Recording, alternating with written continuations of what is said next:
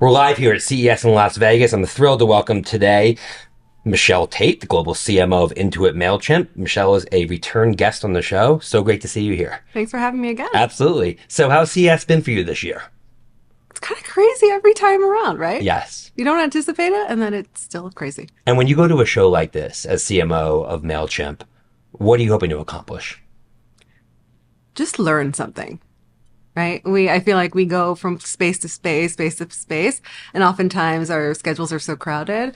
I just want to stop and learn and hear a great nugget that I can take back.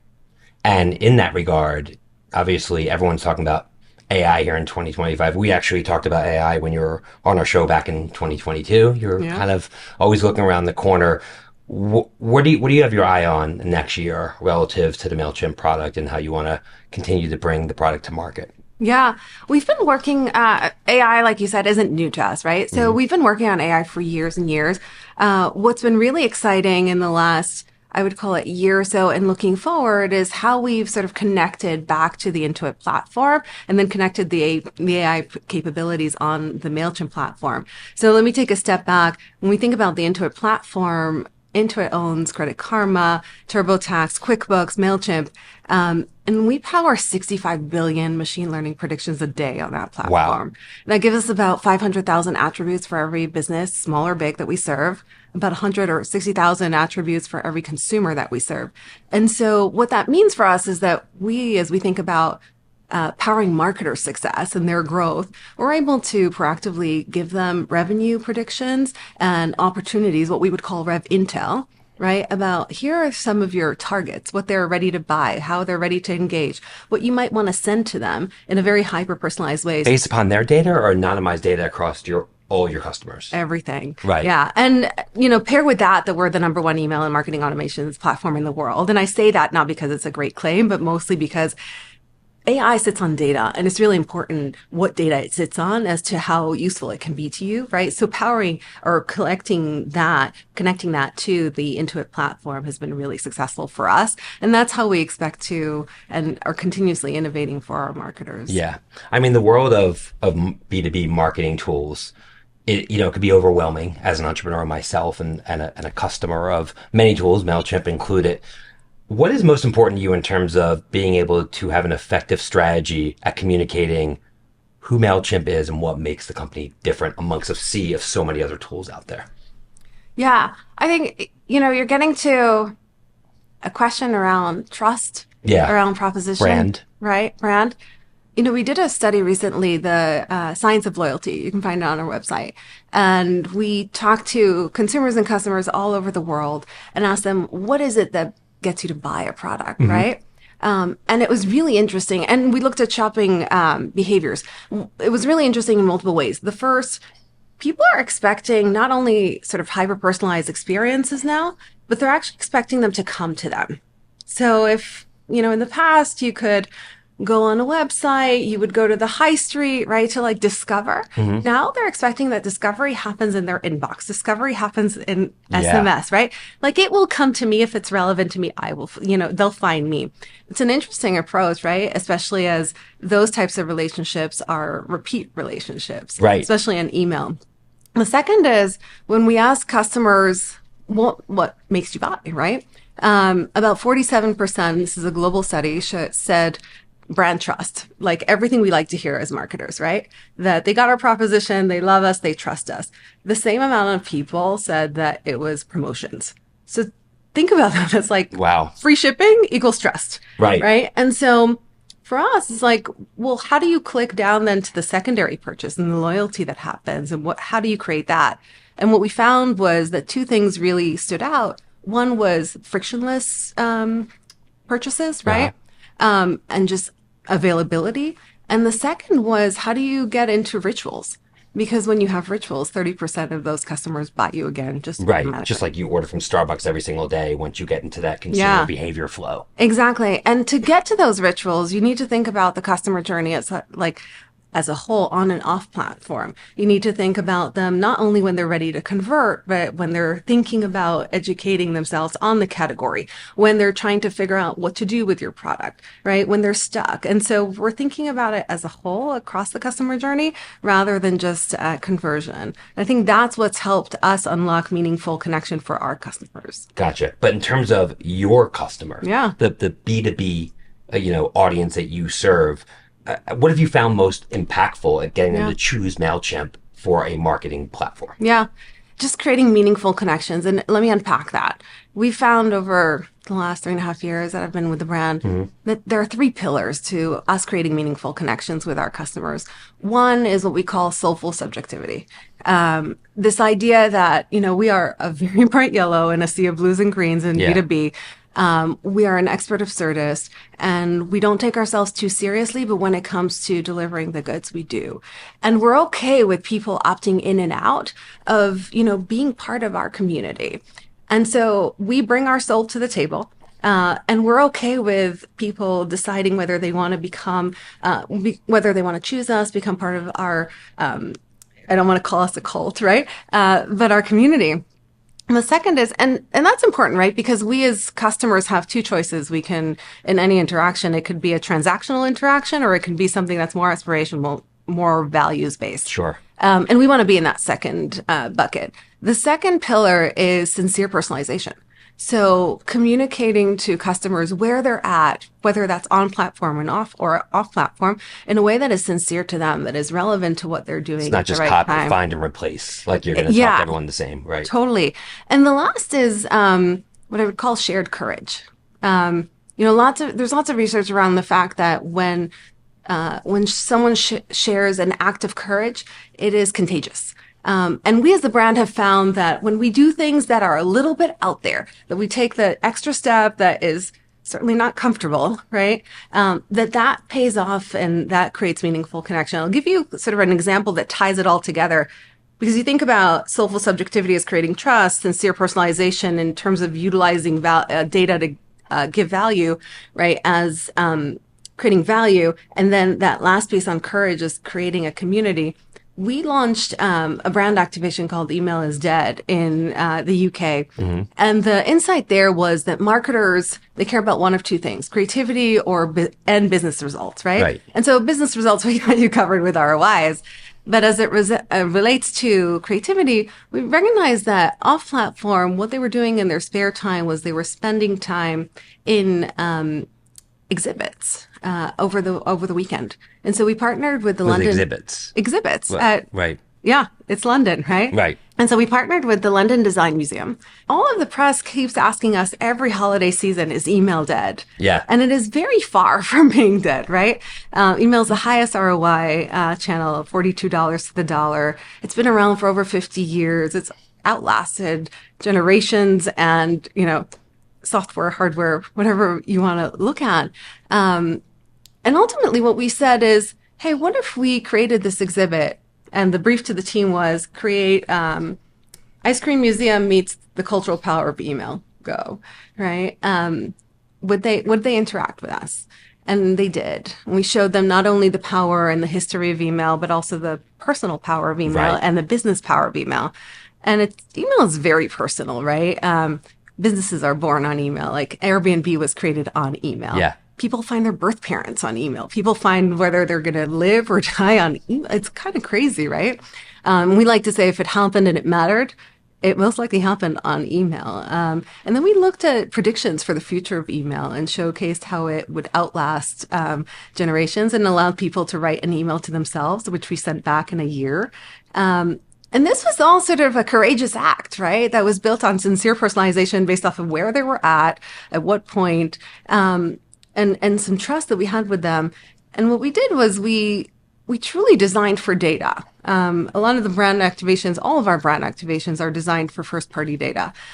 It was a free activation, a free exhibit. But if you wanted to interact with some of the quizzes, some of the photo booths, you had to give us your email. Right. Right? It became a nurture pool for us. And that, that's the value exchange. Yeah. But So- that also created meaningful connection. Of to your course, you're question. basically not telling, you're showing. Yeah. Through a campaign like that. Email definitely is very powerful. there is obviously an AI story around email that there are now all these tools that allow you to build, AI powered SDRs or, sales development representatives that essentially that are AI powered agents that write email. And I think that what I worry about as a B2B marketer is that the end customer who we serve is just going to get flooded with emails that look personal, but they're really written by AI because the barrier to entry and the cost to create what seems like personalized emails is now so low. So I guess my question is, how do you think AI is going to impact the email channel moving forward? And what are you guys doing in terms of leveraging AI to allow people to do just that, create, customized, personalized outreach at scale? Yeah. So we urge, and we're seeing this behavior, but we urge marketers not to work harder with these tools, but Yeah. actually work smarter. Mm-hmm. And what we've seen in terms of the usage of our customers and also the research that we've run is that customers prefer AI that's built in versus added on, Yeah. right?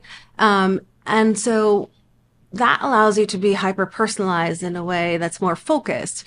I'm not so afraid of the proliferation of like crazy amounts of emails because there's one button where you can unsubscribe. Right. So email is a repeat game, and that's why the stakes are high, but Yeah, that's a good also point. especially exciting, Yeah. right? And to our conversation on Rev Intel, if you know exactly which customers are ready to buy or they're outside of their cycle, but you have an insight around what it is that they're looking to do, and you can provide that specific message to them at the right time, at the right place, right? Then you continuously get that trust and compounding trust over time. Yeah. Will, I think, filter those pieces out. Yeah, and I think the notion of personalization at scale is ultimately what every marketer is looking for. And I do think technology is such a point now where email marketing will no longer be one to many, but it should be one to To one at one. scale. And my email I get from a company should be completely different than yours based upon my history with that company, what that company knows about me. And I would imagine that's a big part of where MailChimp is going to enable that one on one personalization at scale. Exactly. Yeah. So, when you look at just different sectors that you serve, I know that you have a big SMB business and you're also working with more enterprise companies. How do you look at B2B customer segmentation and how does your approach vary across different segments that you're trying to bring into the fold for MailChimp? Yeah. We work across a bunch of different segments. We look at e-commerce as a torture test for a lot of those segments just Yeah. because great personalization relies on data and Yeah. data in. And the more data in that you can provide, the more sophistication that you can create, the less work that you necessarily have to do, the more pointed the outcome is, right? And so that's sort of what we look at as the torture test. And then we will personalize for different verticals within. Yeah.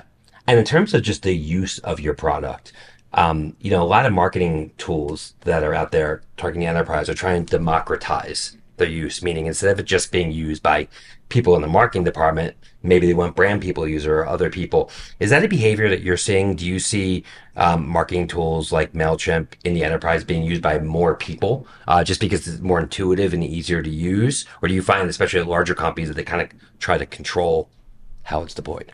Yeah, I think that as you get bigger, you certainly have specific expertise, Right. right? And those expertise for the longest time have been something that you grew up and sort of did over time. I think AI is becoming an equalizer in a Yeah, sense, that's my right? point. Yeah. Yeah. And, if you take a step back and you think about what AI provides as the equalizer, it provides sort of predictive analytics and generative AI, right?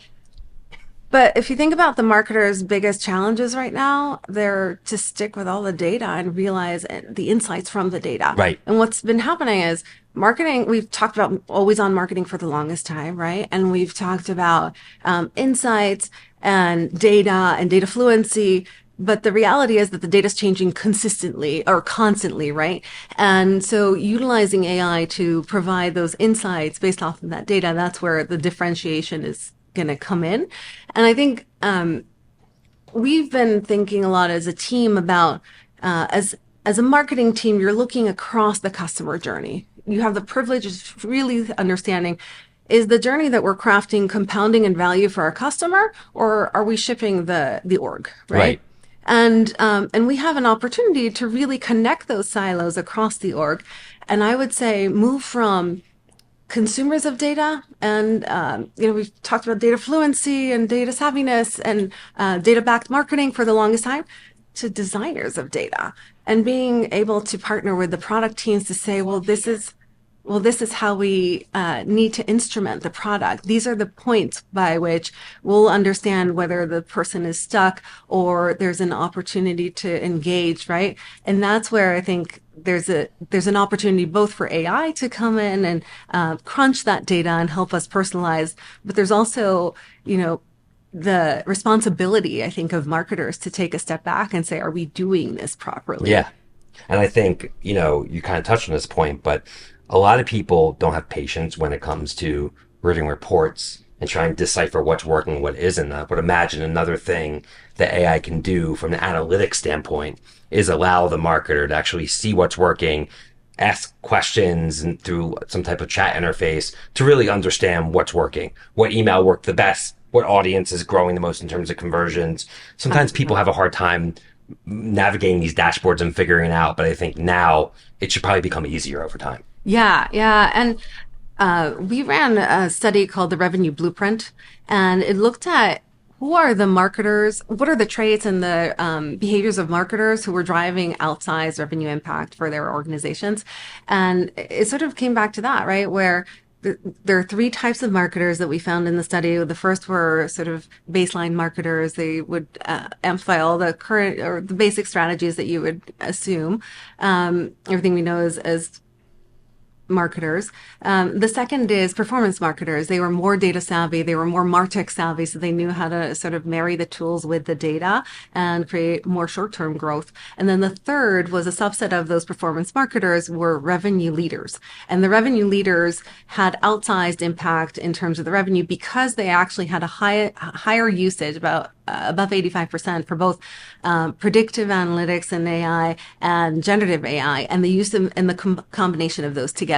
So to your point, when you do that, that's when you see the outsized impact. And I think the more that we'll get marketers to do that, the more we'll see the outsized result. Yeah. But it's hard, right? You need to really lean in and do it. Yeah. And it really is the barbell, as you mentioned, in terms of understanding the data and the analytics that drive business results, while at the same time being creative, doing things like you did in terms of your activation and exhibits in London. Like, what is that key insight that's going to get somebody to care about what you're talking about? And I think sometimes you'll see marketers, I guess, go too much towards the brand side or the performance side, but you really need both, right? You can optimize all day long, but if you're not adding value to the consumer, if you're not emotionally moving them, then you're not going to drive them to take any behavior that's going to help your business in any way. Yeah. Yeah. So moving on to you and, your journey at Mailchimp, how has being a CMO changed over the last couple of years with all the evolution that we've seen in the marketplace? There's a lot more learning, right? Yeah. I'm a very curious person. If you ask my teams, they'll tell you that I read way too much and that I ask a lot of questions. But I really believe in sort of curiosity and humility, sort of turbocharging each other. This idea that you don't know everything. Sure. And if you ask and you're interested, then you'll learn more. But I think over the last three and a half years, just technology has moved so quickly. And being in that space, you need to keep trying and experimenting and understanding what's going on. And so, it's just been about experimenting and learning with the team more so than I would say just coaching, right? Right. Yeah. Right. And experimenting is like a key point, I think, because technology is moving so fast and there's so many tools out there. And sometimes there's nothing that really replaces just the value of trying stuff out. Right. And actually seeing how it works. I love trying out new tools. Does the promise meet what, the hope is of the product? And sometimes, like, especially now, you see some tools as a business marketer, and you're like, what do you mean I can do that? That's incredible. And it is really moving so fast. You look at like the text to video tools that are coming out right now. Yeah. They're just unbelievable. Like Google's VO in terms of coming up with any type of idea. If you can combine things like that, like video that's completely custom towards whoever you're going, and a tool like yours, all of a sudden you can do things that are just mind-blowing in terms of delivering on what you know about the customer with creative that pops off the screen that gets them to drive conversions. And I think once you can figure out how to synthesize it and put it all together, I think that gives you a real superpower moving Yeah. forward. And also just like really being uncomfortable all the Yeah. time. Right? Like which may be the case for all of these jobs, but I just think with the technology moving so much faster, you just need to lean into that and make sure that your teams know that it's okay to feel that Yeah. way because that's when the learning happens. And celebrate when there are small wins. You know, we have a corny but really useful hashtag on our team. It's hashtag beat our best, and we use it with the word together. And the intent is really to just say, like, let's do something today that was better than yesterday and tomorrow better than today. And it just didn't, instills this instinct to try to do something different, try to outperform in a different way. I was on a call yesterday with my teams, and we're onboarding someone new to the team, and they said, "Well, we had this idea that maybe we can't teach funnel metrics in a way that's not, or maybe we can teach funnel metrics in a way that's not so boring." And so they created a song through an AI tool with all of the funnel metrics. And I was like, this is amazing because Yeah. they're thinking about multiple ways. I mean, it's just even that, right? Yeah. And just experimenting with everything that's out there. I would imagine also a big part of your role in terms of nurturing and growing a team is fostering a culture of experimentation, of learning, because it's moving so fast, much faster than when you or I entered the workforce. And it's just having people enter the workforce now when you're trying to get your bearings on a tool as sophisticated as MailChimp, but at the same time, trying to get your arms around the dizzying array of new tools and changes that are happening in our industry right now. It's a lot. And I Yeah. think, allowing people to have the right type of approach, giving them space to learn is probably the only way to allow people to succeed in this day and age. And I would say like learn and teach. Yeah. Right. We had exceptional success with our campaign last year, the Cluster campaign that was created with the help of AI. It was created by humans, but let me kind of back out and explain. We had a meeting, our first sort of let me show you 5 concepts, right, as we get to a brand campaign type of meeting. And the team had this idea for a customer campaign that was based off of an insight where we spoke to marketers, and marketers told us they had a customer growth problem. Mm-hmm. And we were like, no, you don't really have a customer problem. You have a customer problem. You're treating all of your customers the same, and therefore you're not seeing growth because you're not using hyper-personalization, right? And so the team came into this meeting, and they didn't tell me about it. They showed me it. Think about hearing that from a team. Like you're kind of wondering, well, what does the customer look like? What does it feel like? Can we stretch it this way or that way? No, they use generative AI to sort of pull together what the visuals of this customer would be, so that we could have a real conversation. It was like a show versus tell, right? Right. And within one meeting, we decided on that concept versus like the 5 meetings it would take us to, narrow down to the final concept. Within one meeting, we decided we were going to launch this, but we needed to research it really well with different countries because customer in Spanish might be something different. And so we took it to groups in 4 different countries. In between the groups and between the focus groups and in Quant, the team took the insights that they saw in the focus groups and prompted, right, for the optimizations and optimize the research in between the groups. And then what we finally ended up creating with humans, right? And this was a human-led idea, right? But I always say like it's human ingenuity at machine speed. Yeah. Right. And it's just allowed us to create a campaign that, has performed like top 5% at Ipsos ads, and really, really successful for us. So it's a lot. And the team taught me that. I didn't, It's awesome. I didn't come in and say, well, why don't you prompt, and we'll see how it goes. So I think it's a dual sort of learning curve. Yeah, the idea of the customer versus the customer too is so cool because you're right. I think when someone says I have a growth problem, that's the outcome. Right.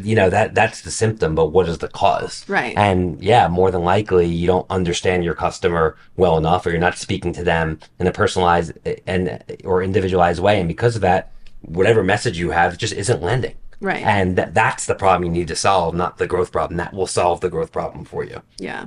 Which is interesting. So looking ahead to 2025, what are some of the new and exciting things that you have in your mind in terms of the continued growth and expansion of Mailchimp? Yeah. The AI capabilities are certainly really, really exciting because they proactively sort of serve up growth opportunities for marketers. And Yeah. as a marketer, I know I sort of wake up every morning and I'm like, how am I going to grow this business even faster? Yeah. So that I think is just going to be a huge unlock, continues to be an unlock How for the much is too customer. fast, by the way, in rolling out like new AI functionality? Because obviously you want to focus on what matters most to your customer. Yeah. If you push too much out too fast, I would imagine they get overwhelmed. Like, how do you deal with that balance in terms of a product roadmap?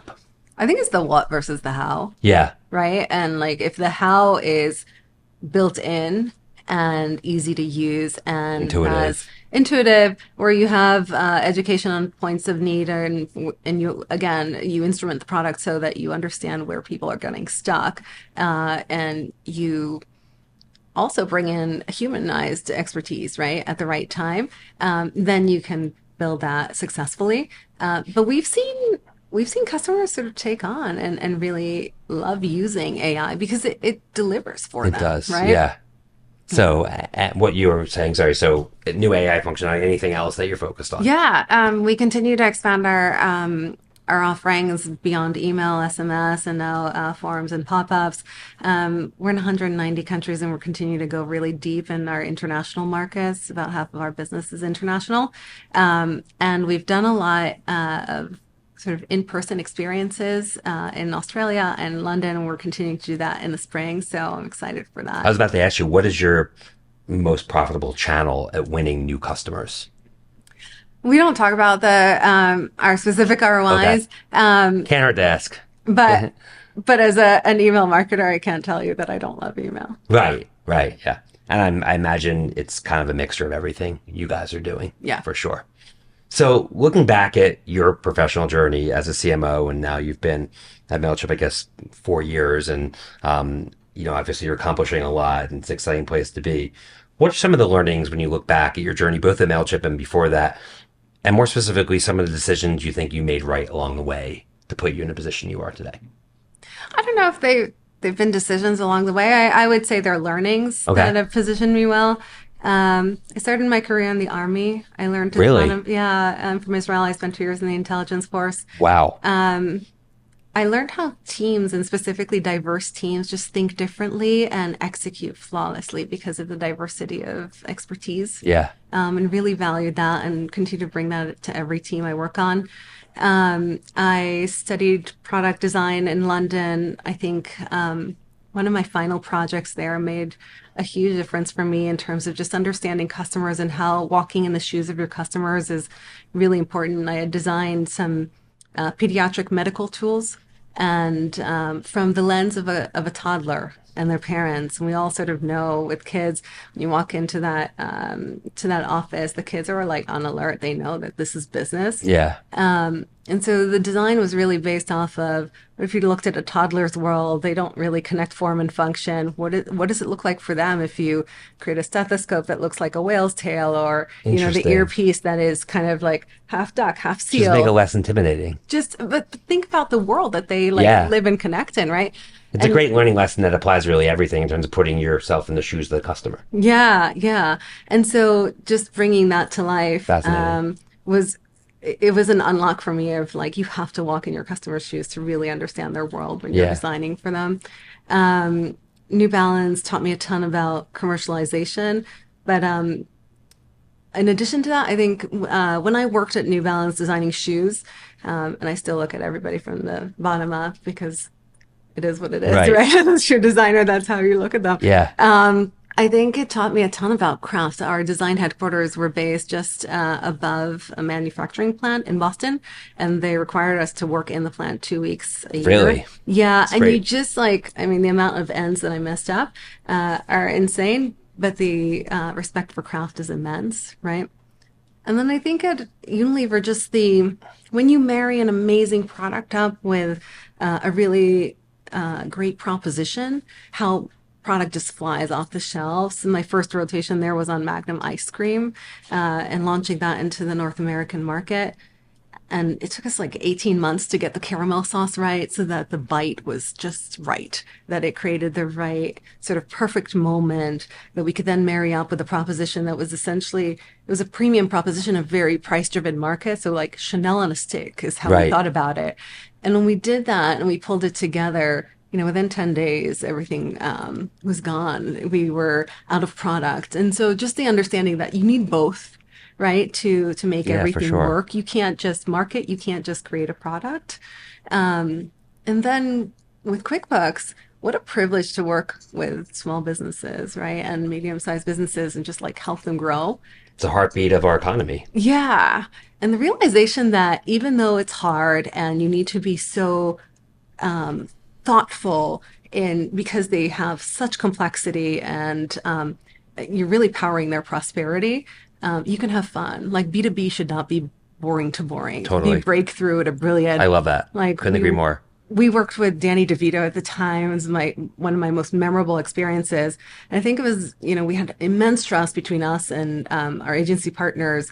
The creative director, Kristen Rutherford, is one of my best friends up until this day because of that work, because we were able to like just have such trust and such insight and create something that was different, even in a very serious category. And then, the beginning of MailChimp too was just a very good learning curve around whatever new job you're in and whatever you've been asked to do by the business. It really doesn't matter until you build trust. Yeah. Absolutely. And it sounds like the learnings from MailChimp go so much more beyond that in terms of being data driven and understanding the mixture of art and science and so many other things Yeah, that for you're sure. learning every single day. Well, this has been amazing. I knew it would be based on our last discussion, and you did not disappoint. And such exciting stuff you're working on. Finally, before we wrap up, I asked of all of our guests, you may remember from last time, if there's a quote or mantra that you live by or that guides your professional career. Does anything come to mind for you? Joni Mitchell's Both Sides Now has a line that says, something's lost and something's gained in living every day.